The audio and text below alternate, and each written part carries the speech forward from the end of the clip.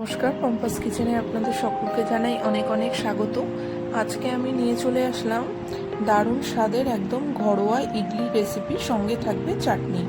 তো প্রথমেই আমি এক বাটি বিউলির ডাল নিয়েছি, আর একই পরিমাণে নিয়েছি একটু মোটা চাল, আর নিয়েছি একটুখানি মেথি। মেথিটা অপশনাল, আমি একটু ফ্লেভারের জন্য দিয়েছি।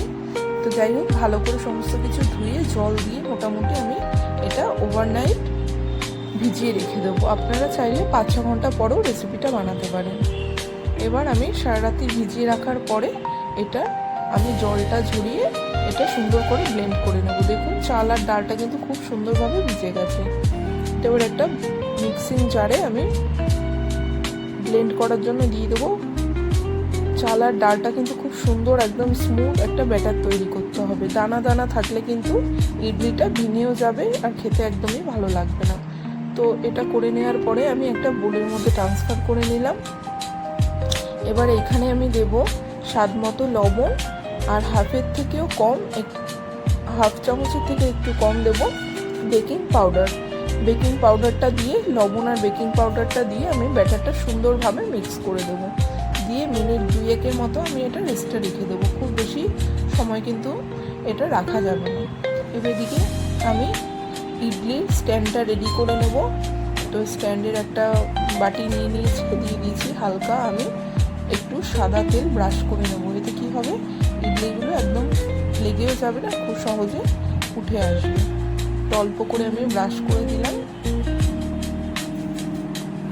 আপনাদের যাদের ইডলি মেকার নেই তারা কিন্তু এরকম স্ট্যান্ডের ছাড়াও স্টিলের ছোট্ট বাটিতে এরকম অয়েল ব্রাশ করেও কিন্তু বানাতে পারেন।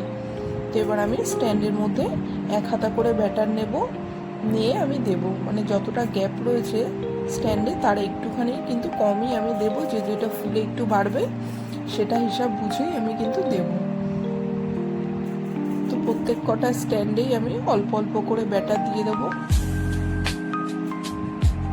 গরমকালে কিন্তু ইডলি খেতে ভীষণ ভালো লাগে, আর বিউলির ডাল যেহেতু পেট ঠান্ডা রাখে, তো খেলে কিন্তু শরীরের জন্য খুব ভালো। তো একটা স্ট্যান্ড রেডি হয়ে গেল। পরের স্ট্যান্ডটাও আমি ঠিক একইভাবে প্রথমে অয়েল ব্রাশ করব, করে ব্যাটারটা অল্প অল্প করে দিয়ে দেবো। এবং ইডলিটা বানানোর জন্য আমি অলরেডি কিন্তু জল গরম বসিয়ে দিয়েছিলাম। ওটার ওপরেই আমি ব্যাটারটা সমস্ত কিছু রেডি করে সেট করে কিন্তু আমি বসিয়ে দেবো। তো আবার হাতা দিয়ে আমি দিয়ে দিলাম।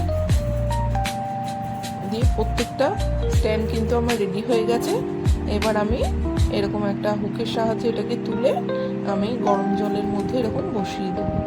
জলটা মাপ বুঝে দেবেন, যাতে জলটা ওভার হয়ে গেলে কিন্তু ইডলির মধ্যে চলে আসতে পারে ব্যাটারটার মধ্যে, সেই মাপটা বুঝে আপনারা দেবেন।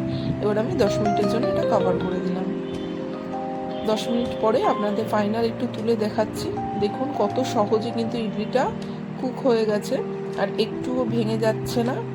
আর প্রত্যেক কটা ইডলি কিন্তু একদম একই শেপের হয়েছে, ভীষণ সফট আর ভীষণ সুন্দর হয়েছিল খেতে। অবশ্যই রেসিপিটা বাড়িতে একবার ট্রাই করবেন। তো আমি একটুখানি তুলে চামচ দিয়ে আপনাদের দেখাচ্ছি। দেখুন, দোকান থেকে তো আমরা ইডলি সবাই কিনে খাই, কিন্তু বাড়িতে একটা কোনো জিনিস তৈরি করে খেলে তার আনন্দই কিন্তু আলাদা, তাই না বলুন?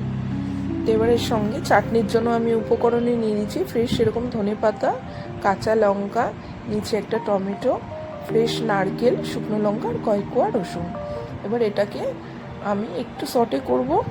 একটুখানি ফ্রাই প্যানে আমি অল্প সাদা তেল দিয়ে দিলাম। তেলটা গরম হয়ে গেলে একে আমি শুকনো লঙ্কা, রসুন আর টমেটোটা হালকা একটু সটে করে নেব। আর আপনারা চাইলে সমস্ত কিছু একবারে ব্লেন্ড করেও কিন্তু তেলে একটু ফ্রাই করে নিতে পারেন।